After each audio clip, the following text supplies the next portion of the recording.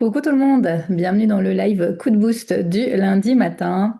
Et ce matin, je vous fais un petit bilan, je vous parle de mon année puisqu'on est fin bientôt, fin oui, mi-novembre, bientôt à fin de l'année, de mes 12 clés qui m'ont permis au fil des années de vivre de mon activité et d'atteindre plus de 90K cette année 2025. J'ai vraiment réfléchi à qu'est-ce qui fait que sur la durée, sur les actions, j'ai pu atteindre ces résultats durant ces années et que je partage également aux personnes que j'accompagne.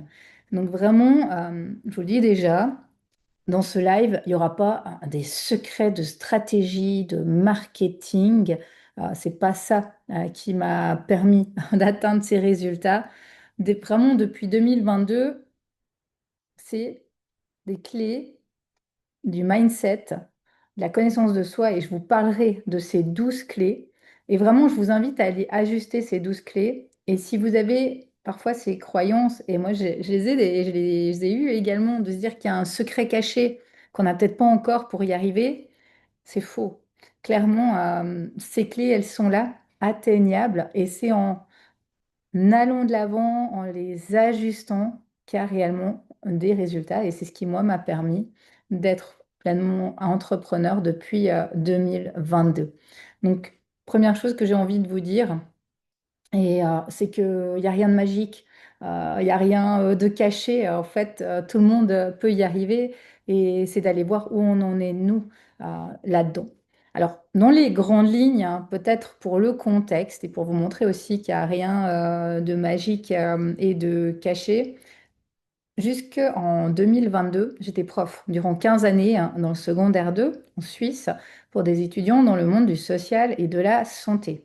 C'est en 2018 que j'ai découvert que le coaching existait et que je me suis formée au coaching de vie pour accompagner des étudiants. C'est en 2019-20 que je me suis ensuite certifiée et que petit à petit, j'ai créé mon entreprise de coaching et que j'ai fait du coaching scolaire pour commencer, qui m'ont amené à d'un accompagnement vers du coaching pour les femmes, pour les mamans, jusqu'en 2021. 2020, j'ai créé ma première académie, ma première offre qui s'appelait Je déploie mes ailes pour les femmes. Et en 2021, je suis tombée gravement malade. C'est là que j'ai pris la décision de quitter définitivement l'enseignement. En 2022, j'ai créé mon académie de coaching. Et c'est depuis cette date-là que toutes les personnes qui sont venues me voir étaient des coachs et des thérapeutes qui m'ont demandé comment tu as fait, Christa, pour créer ton entreprise, comment tu as fait pour développer ton entreprise, comment tu fais pour vivre de ton activité. Et c'est de là qu'est née en fait l'envie d'accompagner les professionnels du bien-être à vivre de leur activité et ce positionnement. Aussi pour vous dire qu'en fait, mon positionnement, il est né des personnes qui sont venues autour de moi et qui m'ont demandé mon aide. C'est pas moi qui ai trouvé mon positionnement en fait, c'est eux qui sont venus me trouver. Et ça, c'est quelque chose aussi d'important, pas certainement que votre positionnement il est là et que les personnes autour de vous qui viennent vous aborder vous donnent les clés de tout cela.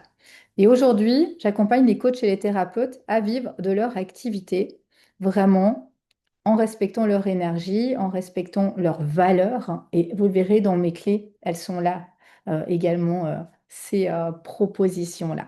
Donc, ce que moi, je vais vous partager ce matin, j'essaie d'y réfléchir, c'est qu'est-ce qu'est-ce qui m'a permis, qu'est-ce qui me permet encore chaque année de continuer à développer mon activité, de continuer à me faire voir, avoir de la visibilité, de nouvelles clientèles, me faire recommander pour pouvoir vraiment perdurer. Pour ça, c'est un point essentiel, c'est qu'il n'y a pas que vivre de son activité. J'ai fait tout un post la semaine passée sur vivre de son activité, c'est déjà déterminer combien on veut gagner par année, combien de temps on a à consacrer à notre activité, et ensuite de tenir. Parce que avoir un gros pic de croissance sur quelques semaines ou quelques mois, c'est pas vivre de son activité. Et ça, c'est aussi important de le dire, de pouvoir vivre de son activité sur une durée, hein, de pouvoir continuer à en vivre. Un de mes objectifs quand j'ai quitté l'enseignement, c'était de pouvoir avoir au moins le même salaire que j'avais quand j'étais salariée Et un deuxième objectif, hein, c'était de celui de ne pas avoir besoin de retourner dans le salariat. Donc, vraiment aller voir quels sont vos objectifs pour commencer. Alors, je vais vous partager, moi, ces clés et je vous invite à les regarder parce qu'il y en a certainement certaines que vous avez déjà activées. Allez voir lesquelles peut-être vous n'avez pas encore activées ou lesquelles peut-être vous pouvez affiner ou améliorer. Première clé, je me suis formée, hein. Clairement, et je me forme encore, je peux le mettre au présent. Je me suis formée, je me forme depuis 2018 et même quand j'étais prof, j'ai tout le temps, tout le temps, tout le temps fait de la formation continue. Si je suis allée faire du coaching, c'était de la formation continue pour l'enseignement. Je me forme depuis toujours. Pour moi, le fait d'investir sur soi, de se former, de rester attentif à ce qui se passe pour être vraiment attentif au changement du marché, et c'était la même chose quand j'enseignais, attentif au changement des jeunes, des étudiants, ça, c'est ma première clé. J'ai tout le temps et j'investis tout le temps sur moi. Que ce soit sur de grosses formations, quand j'ai débuté, j'ai commencé sur des grosses formations. Première grosse formation que j'ai faite après le coaching, c'est chez Martin Latulipe, la Z, ça a été la première grosse formation. Je pense que celle-là, c'est un des meilleurs investissements qu'on puisse faire sur soi. C'est celui-là encore aujourd'hui, je vais voir des formations. Et puis petit à petit, je me suis formée à d'autres petites choses, que ce soit dans la vente, que ce soit dans l'intelligence artificielle, que ce soit dans le copywriting, que ce soit avec Antoine BM, que ce soit avec PB Poncelin. Vraiment, j'ai pris des tas et des tas de formations et je me forme en permanence. Ça peut être de très grosses formations plus coûteuses, de plus petites formations, mais vraiment, je reste attentive à ce qui se passe sur mon marché et je vais voir des formations qui complètent mon activité et qui sont aussi avec des formateurs qui me plaisent dans leur façon d'être et dans leur énergie. Ça, c'est la première clé pour moi, se former, investir sur soi en permanence. Deuxième clé, c'était de m'entourer d'un réseau d'entraide, de professionnels, d'amis vraiment précieux. Carole qui est là en live d'ailleurs, qui en fait partie. Merci Carole. Et vraiment ce réseau, ces réseaux, parce que j'en ai plusieurs avec des énergies différentes, c'est hyper précieux pour moi. J'adore, alors ça c'est aussi dans mon énergie, hein, mais j'adore aller réseauter. J'aime voir du monde, j'aime parler avec les gens, j'aime écouter les gens, ça aussi c'est important pour moi. Et que ce soit du réseautage en présentiel, du réseautage en ligne. Juste après mon live ici, j'ai un réseautage. Euh, c'est vraiment quelque chose qui me permet d'avancer, de grandir, d'être entouré de personnes, d'avoir des conseils.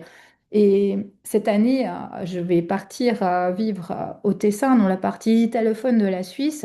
La première chose que j'ai faite, c'est de chercher un réseau là-bas, que j'ai trouvé, qui m'a permis d'avoir des premiers contacts, qui me permet aujourd'hui de pouvoir préparer mon déménagement l'année prochaine et d'avoir des personnes à qui je peux poser des questions de où je peux trouver ça, où je peux aller là, est-ce qu'il y a un conseil, est-ce qu'il y a un professionnel, est-ce qu'il y a un médecin, qu'est-ce qu'ils peuvent me recommander, hein, soit pour moi personnellement, soit pour mon entreprise. Et le fait d'être dans ce réseau, ça me permet d'avoir des partenaires, les expertes de mes masterminds, les personnes avec qui je peux faire des lives, intervenir, soit chez eux, soit chez moi, sont toutes des personnes que j'ai rencontrées dans mes réseaux. Quand j'ai besoin de quelque chose, je demande à mon réseau, est-ce qu'il y a quelqu'un qui connaît une personne là-dedans, dans ce domaine? Est-ce qu'il y a quelqu'un qui serait intéressé à participer à telle ou telle chose, à avoir telle expertise dans mon mastermind? Mon réseau me permet d'avoir de la visibilité, de donner de la visibilité, de s'entraider, de s'encourager. Et vraiment, il est hyper, hyper précieux. Euh, Aussi, les assistantes que j'ai eues, je les ai trouvées dans mon réseau. Les partenaires que j'ai eus, je les ai trouvés dans mon réseau. Donc vraiment, le réseau, le fait d'entourer, d'échanger, pour moi, c'est un des grands, grands piliers de croissance, une des grandes clés. La troisième clé, qui peut s'assimiler au fait de se former, c'est celui de se faire accompagner. Pour moi, ça a été très très important autant de me former que de prendre des coachs et des mentors. Et c'est aussi pour ça que j'ai voulu, dans le mastermind ou dans mes accompagnements, avoir cette formation hybride où tu as autant du très VIP et très personnalisé que du groupe et de la formation en ligne. Parce que je fais les deux et j'aime les deux. J'aime me former pour moi, prendre des notes, mais j'aime avoir un mentor, un coach à qui je peux montrer ce qui a été fait, je peux voir les angles morts de mon activité. Et souvent, c'est des petites clés, des petits ajustements ici, là et là que moi, je n'aurais jamais vu par moi-même, qui permettent d'aller un pas plus loin à chaque fois, à chaque année. Et encore cette année, je me suis fait accompagner par Pauline Sarda en mentorat privé. Ça a été hyper important et vraiment formateur. Donc pour moi, c'est quelque chose qui est essentiel. L'année où j'ai quitté l'enseignement, j'ai pris un mentorat d'une année avec Laurie Audibert. Chaque 2 semaines, je me suis fait coacher par cette mentor, cette coach, et franchement, je pense pas que j'aurais créé mon académie ou que j'aurais pu quitter l'enseignement comme ça si je n'avais pas pris cet accompagnement VIP.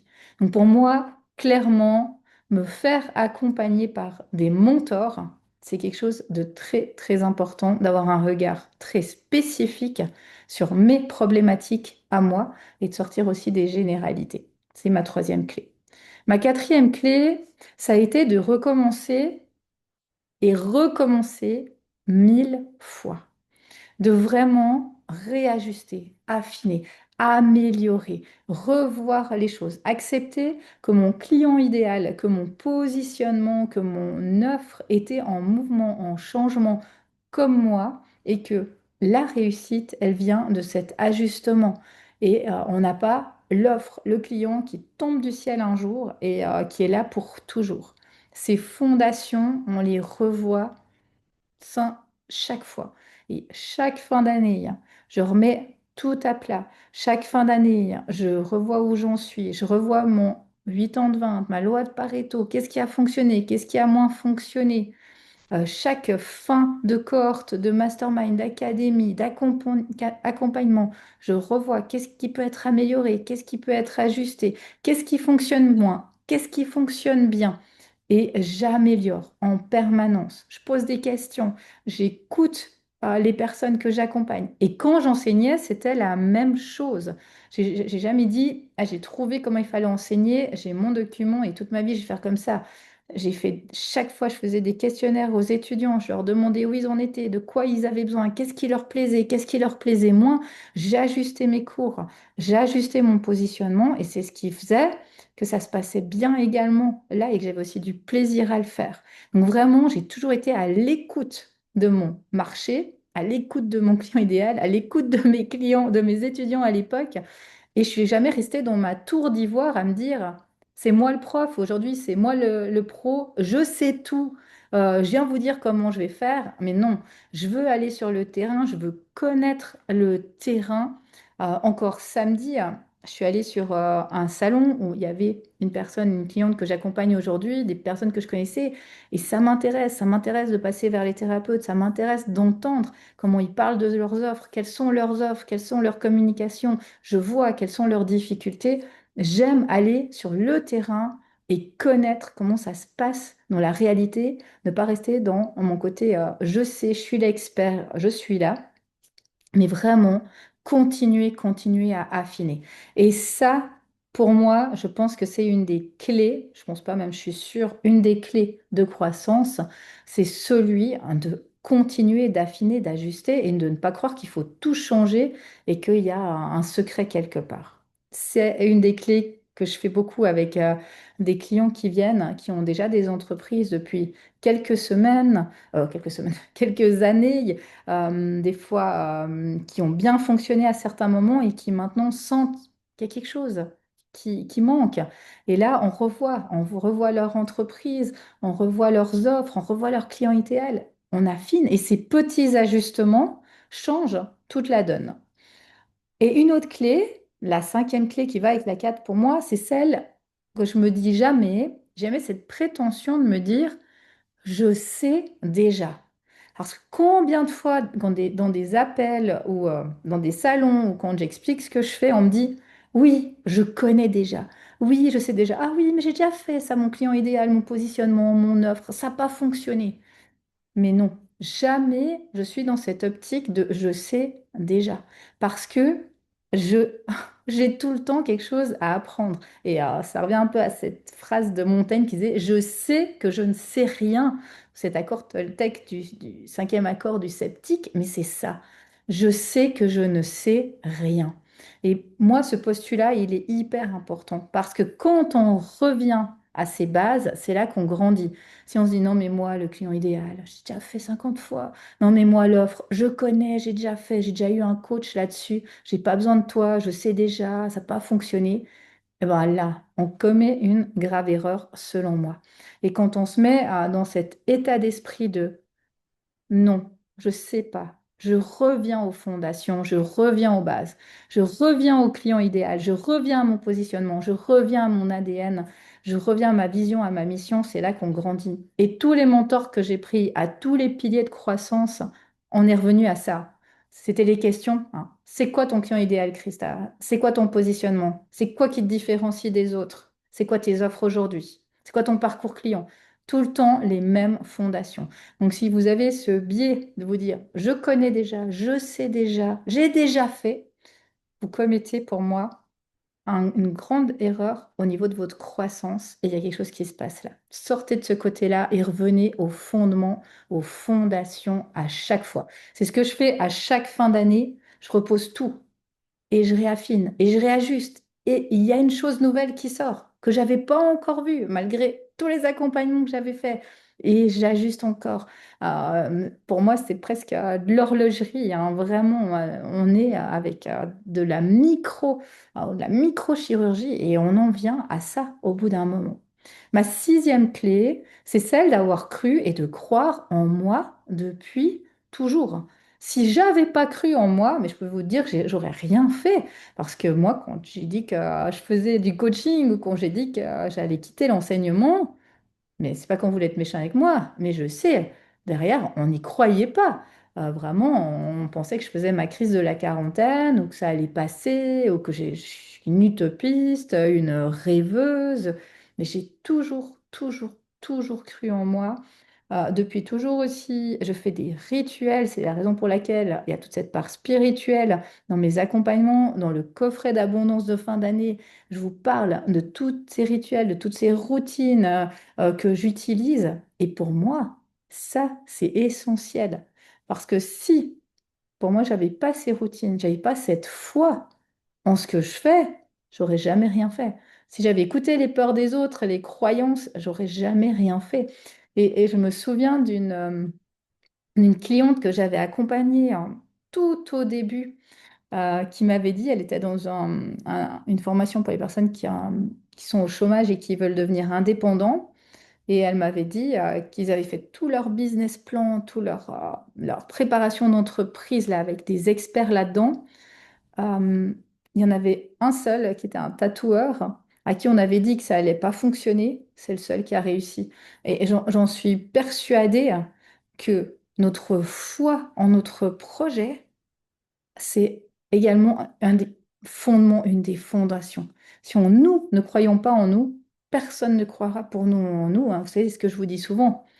Personne ne viendra vous sauver. Donc vraiment, croyez en vous. Faites selon vos croyances à vous, hein, vos routines, vos rituels, vos cérémonies, mais vraiment ayez cette force en vous, hein, et c'est là que part tout. C'est pas l'extérieur qui viendra vous confirmer que vous êtes sur le bon chemin, c'est vous. La septième clé, pour moi, c'est celle, et qui rejoint un peu celle d'avant, c'est celle de toujours prendre soin de moi en premier. Avant mon entreprise, il y a moi. Avant les autres, il y a moi. Et combien de fois on m'a dit, des gens de mon entourage m'ont dit, t'es égoïste. T'es une égoïste, Christa. Des personnes proches de mon entourage. Quand j'ai dit, je vais quitter l'enseignement, quand j'ai dit, je vais partir au Tessin, on m'a dit, t'es une égoïste. Tu penses qu'à toi. Moi, je pense que c'est vrai. Je suis quelqu'un d'égoïste. Je pense qu'à moi. Et pour moi, c'est important. C'est important de se donner cette attention. de penser à soi, de prendre soin de soi, de son corps, de son mental et de son énergie. Et quand j'étais dans mon lit d'hôpital en 2021, eh bien, je peux vous dire que de ne pas avoir pensé à moi, de justement d'avoir voulu être sur tous les fronts, la super maman, la super prof, la super thérapeute, eh ben, ça m'a pas réussi du tout, d'être pas égoïste.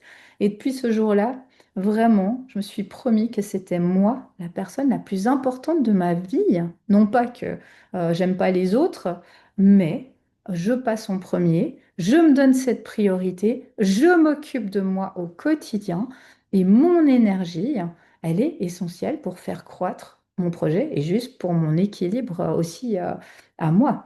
Donc, je fais du yin yoga 2 fois par semaine, je fais du sport 1 à 2 fois par semaine, je vais me balader quasiment tous les jours, 1 à 2 fois par jour en nature, je fais mes routines, mes rituels, je me repose, je prends des vacances et ça fait partie du fait que mon entreprise, elle puisse perdurer, elle puisse croître parce que moi, j'ai l'énergie pour la faire croître, cette entreprise. Donc, n'ayez pas peur pour moi d'être égoïste et de penser à vous et à votre énergie. Et ça, c'est une clé importante. Huitième clé, c'est que j'ai travaillé et que je travaille encore sur mes blocages. Et un peu comme tout à l'heure, eh ben, je sais, j'ai laissé tomber parce que mes peurs, mes blessures, mes croyances, ce sont toujours et souvent les mêmes et je vais un pas plus loin quand je vais chez un thérapeute. Aujourd'hui, quand je vais chez un thérapeute, chez un énergéticien, j'ai les mêmes problématiques. Et quand j'ai quitté l'enseignement, les problématiques que j'avais avec les étudiants, ça a été les mêmes qu'avec mes clients. Quand j'ai eu ma fille, les problèmes que j'avais avec mes clients, c'est les mêmes que j'ai eu avec ma fille, les mêmes que j'ai eu avec mes élèves.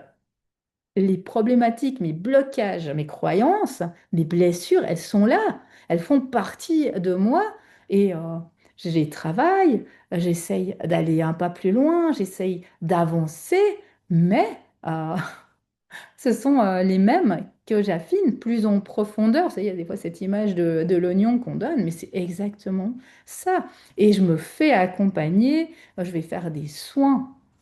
Alors j'ai cette chance d'être très bien entourée des professionnels que j'accompagne moi et qui m'accompagnent à mon tour. Je vais faire des soins énergétiques, je vais faire des stages, je vais faire des cercles, je vais faire des libérations. Encore samedi, je suis allée faire un soin pour moi et ça me permet d'avancer.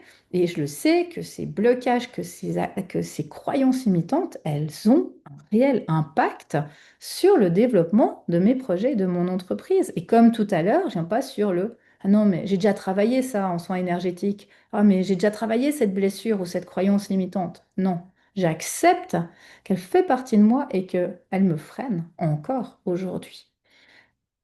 La neuvième clé, c'est que j'ai accepté d'être visible, de me montrer. Et derrière cette clé d'être visible, j'ai accepté de me faire critiquer et de déplaire. Et ça a été vraiment difficile.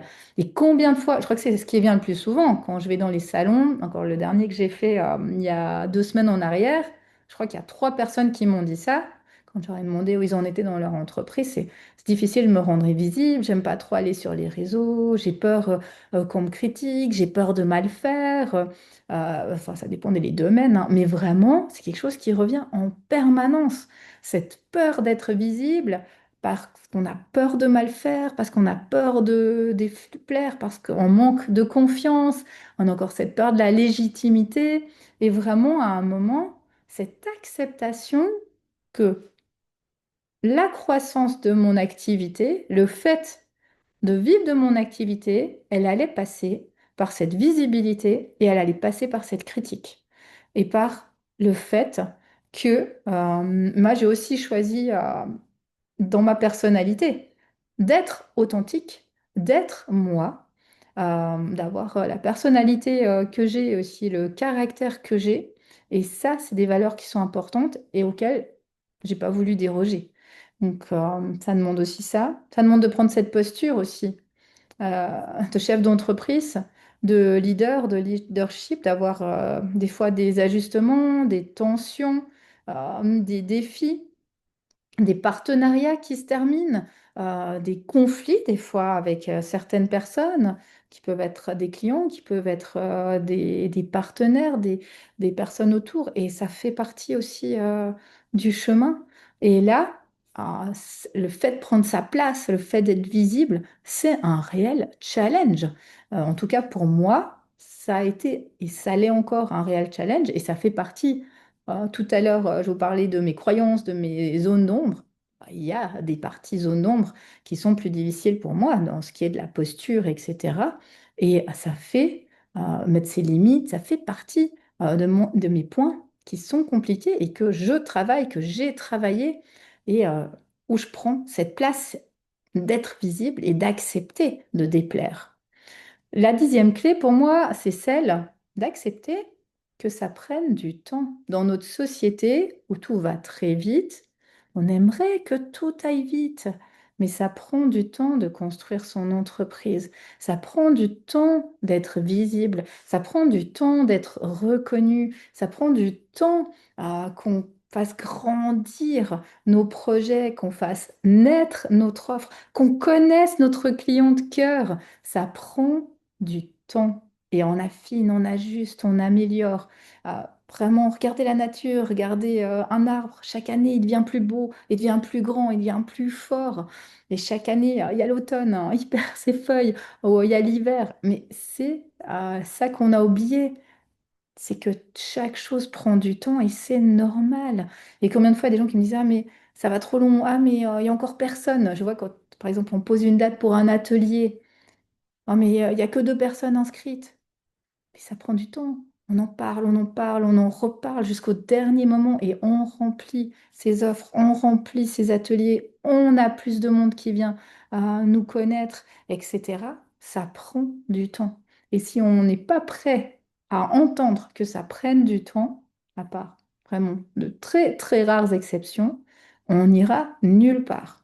Donc il y a pour moi cette acceptation-là aussi que ça prenne du temps. Je n'ai pas quitté mon emploi du jour au lendemain en me disant je rentre dans l'entrepreneuriat et ça fonctionnait. Ça a pris plusieurs années. Avant, je vous ai dit ma petite histoire, ça a commencé en 2018. J'ai quitté l'enseignement en 2022. Ça fait 4 ans déjà pour bâtir cette partie-là. Et encore, je suis partie parce que j'étais tombée malade. Donc il y a encore eu d'autres choses qui se sont mises en jeu. Euh, une clé également que j'ai découverte moi et que tous les thérapeutes ont, tous les coachs ont, c'est ce super pouvoir de l'écoute active. Le fait d'avoir cette écoute active et le fait que, en fait, on sait naturellement écouter les gens, on aime écouter les gens. En tout cas, moi, je parle peut-être pour moi, mais j'aime écouter les gens. Je vous dis, j'aime réseauter.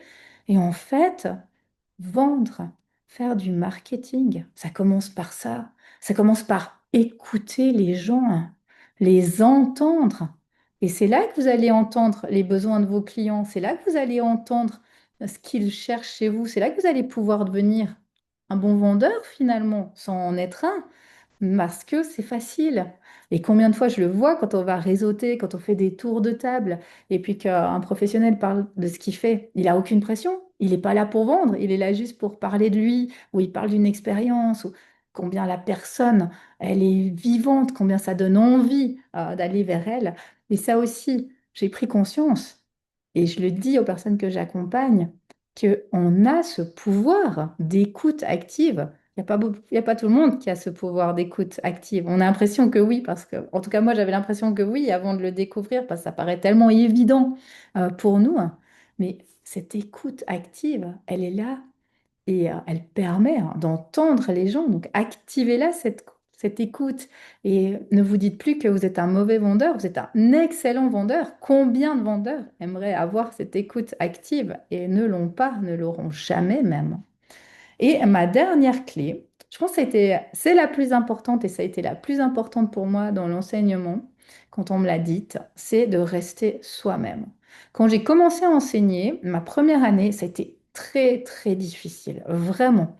Je ne savais plus quoi faire, je ne savais pas comment faire. Tout le monde venait me dire, mais tu devrais faire ci, mais tu devrais faire ça, mais tu devrais mettre en place ça, mais tu ne dois pas accepter ça. Un jour, j'ai eu un mentor. Finalement, tout ce que j'ai vécu dans l'enseignement, c'était la même chose aujourd'hui. J'ai eu un mentor quand je faisais ma formation pédagogique.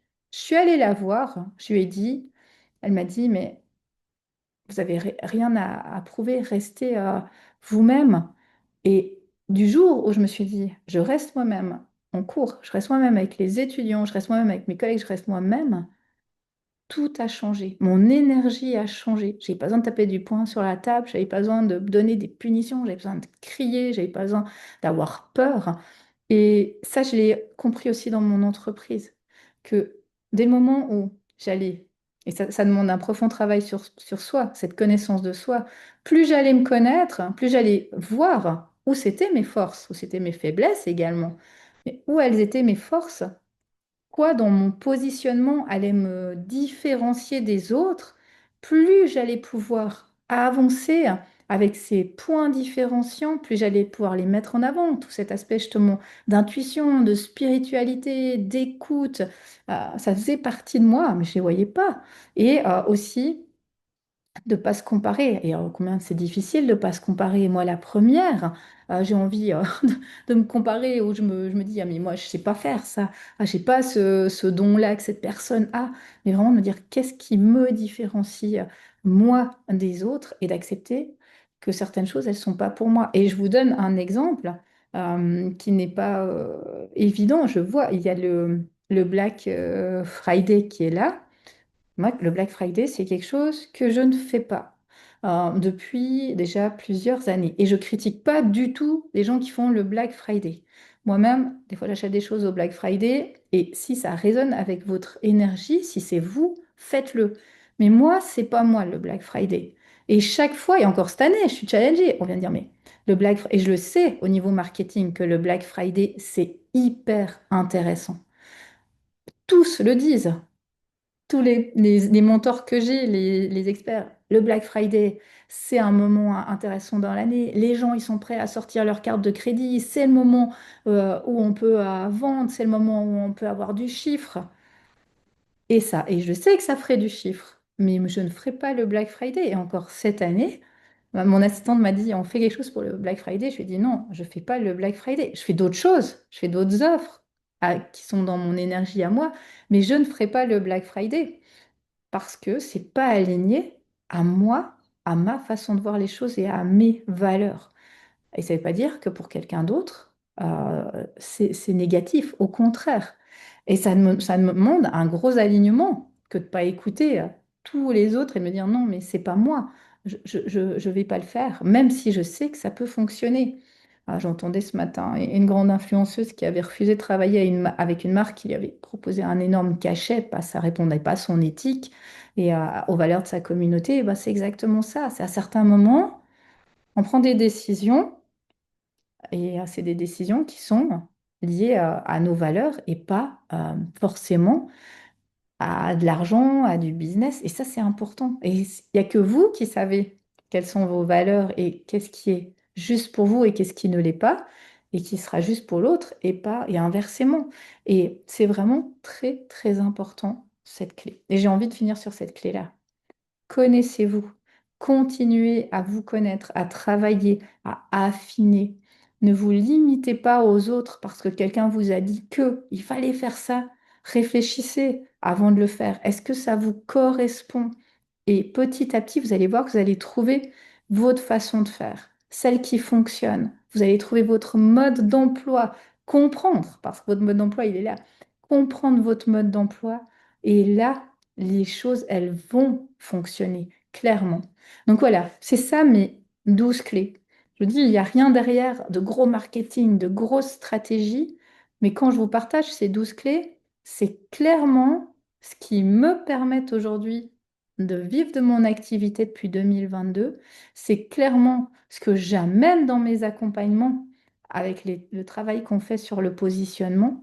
Et c'est en allant activer ces clés, pour moi, qu'on a de la réussite et qu'on a de la réussite qui tient sur une durée, de la réussite qui est solide et pas juste un feu de paille à un moment.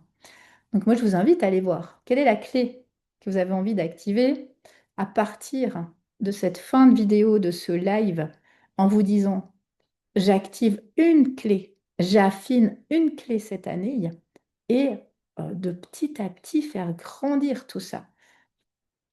Et si vous avez envie de me mettre en commentaire quelle clé vous allez activer ou affiner, quelle clé vous parle, ça me fera plaisir de vous lire.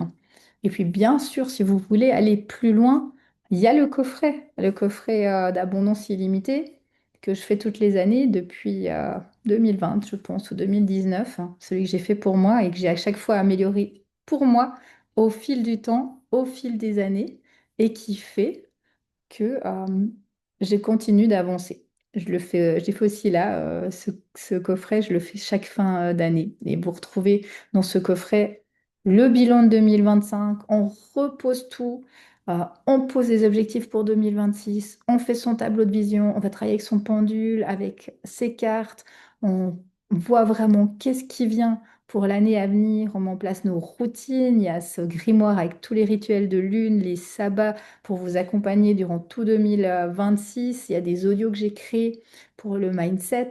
Donc vraiment, cette partie-là en commun. Et puis également la possibilité d'avoir un mentorat privé pour vraiment travailler avec moi, un audit privé qui est possible également. Donc voilà. Eh bien, merci pour votre présence ce matin. Je vois les commentaires, la 6, la clé 6. C'était la clé de croire en soi. Ah bah celle-là, elle est importante ça, à activer, effectivement. Et puis la clé de Carole, tu disais, j'active la clé de nous retrouver pour nos papotages d'évolution. Ah ben clairement, c'est la 2. Le réseau, l'importance du réseau et d'être bien entouré.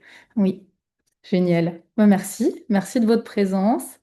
Et belle suite de semaine, de fin d'année pour vous et surtout d'année 2026 remplie de beaux projets, nouveaux paliers de croissance. Et moi, je vous retrouve lundi prochain pour un nouveau coup de boost. À bientôt. Bye bye tout le monde.